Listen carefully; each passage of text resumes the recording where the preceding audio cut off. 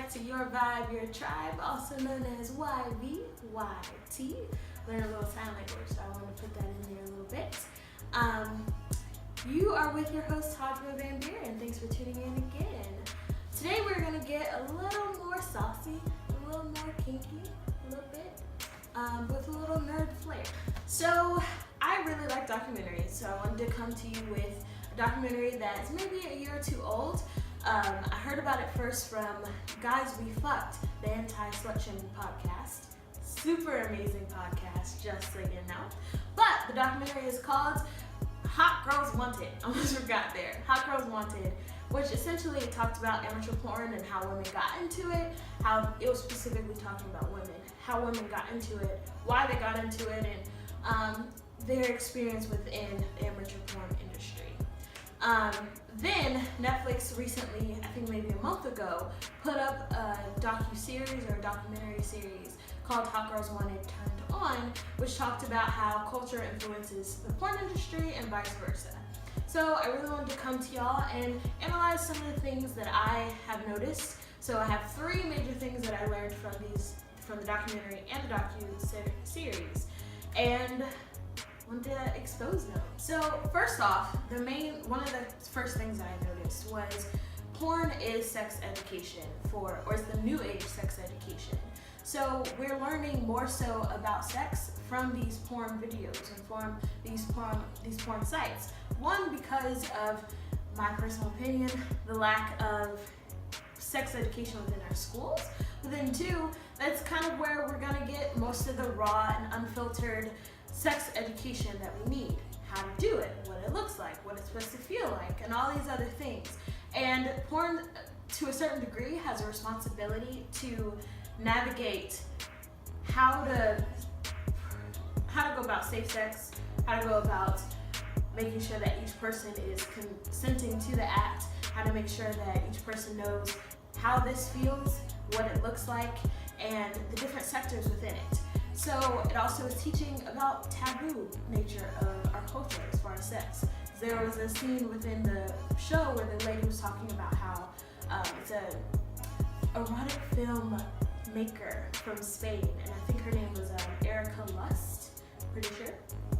And she was talking about how she's making this feminist porn and these feminist films, and a lot of people don't like the fact that she's pulling the hardcore aspect out of it. But she's like, there's so many things that people really like and people really find taboo and people really want to talk about, but it's always at the expense of women. So she's taking that out of it and making sure that, okay, if there's a 16-year-old boy watching this porn video, he's gonna learn this, this, and this. He's gonna learn that women deserve to be respected. He's gonna learn about safe sex as far as condom use and all these other things. So porn has a responsibility to play a major role in sex education. So the second thing that I took note of is porn is a representation of culture. It might be a subculture, but it's still a representation of culture as a whole. Because a lot of these women that were in these porn videos were kind of treated in a vulgar way. Women would show up to these scenes and they were expecting to do a boy-girl scene, but then suddenly you're doing two boys, and it's just you. Or it's one of those things where women are always at the aggressive side. They're always receiving the aggression. Or the men are expected to be these hulking guys that are like doing all these trampoline type moves that most men can't do unless they're in front of the camera. Secondly, a lot of the women, specifically in the original film, were talking about how they wanted to just get money. They wanted to not have to work an $8.25 minimum wage job. I don't know where they're working, because in North Carolina, it ain't $8.25. But they wanted to make sure that they were able to provide for themselves and provide for their family. So it's almost like an escape. It was easy money, if you would say it that way. But not necessarily easy once you actually look at the other forms of other documentaries about porn. So they were talking about how they wanted to escape this level of capitalism within America. And one porn star actually said that no one gets into porn because they like sex. It might be a small benefit, but everyone automatically, even if they're saying they're wanting to do porn because of the sex, the major reason is because they want to do it for the money. They want to have money. They want to be able to provide and do the things that they want to do in the long run. So porn is a representation of culture. If we want porn to be better, we gotta make culture better. If we want porn to be more raunchy, we gotta make culture more raunchy, if that's what you want to call it. The last thing that I noticed, which is number 3, about porn and the porn industry and how it relates to culture, is porn is a legitimate form of work. Sex work is still legitimate work. So, for example, one of the porn stars in the first documentary was talking about how one of her glands that makes your vagina wet, one of her glands was inflamed and it needed to be drained of fluid because she was having sex too often and too much. So, to me, that was parallel to a construction worker throwing their shoulder out. You still had to do all this work in order to get the money that you needed, but your body just wore and tear, had the wear and tear of it. So, you can't devalue the level of work that was going on there. A lot of people want to say that sex work should not be legalized, or sex work is not actual work because you're having fun the entire time.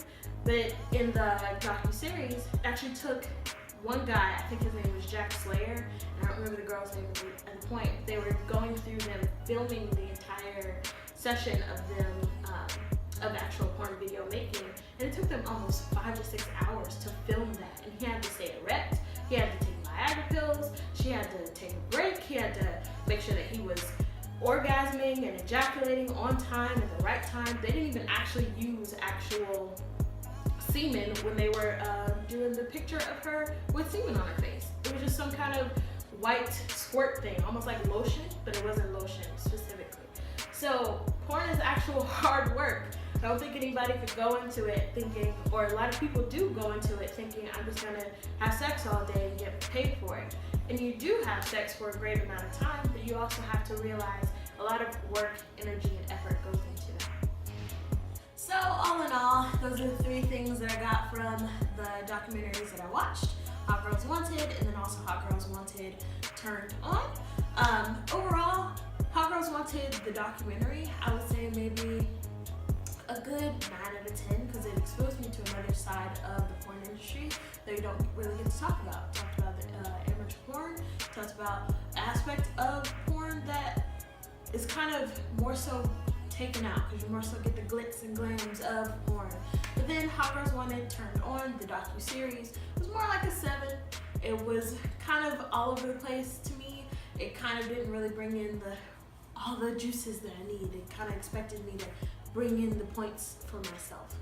But overall, great opportunity to discuss porn industry, sex education, have some fun in a nerdy way. So thank you for tuning in to Your Vibe, Your Tribe. I am Taj Movandir once again. Can't wait to hear from y'all in the comment section. Make sure you comment, like, subscribe. Peace out. You're so weird. I know. I can't help being weird. Okay, you ready? It's fine, I'm still your friend.